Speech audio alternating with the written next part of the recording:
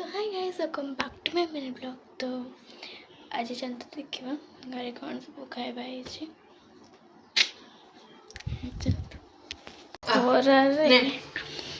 बसे खाए आज पखाड़ अंडेटा आलू भजा खट्टा वटा लंका चप लंका चप्र रेसिपीटा देखे पारे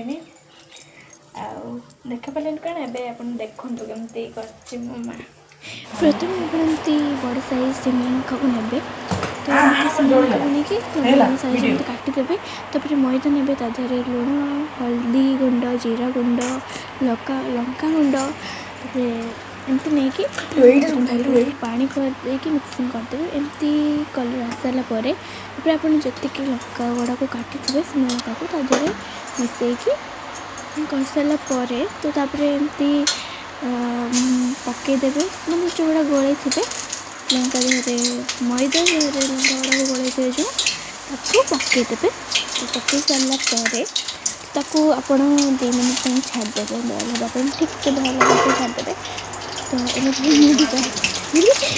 तो फाइनली आमर होगला मोर लंका चप।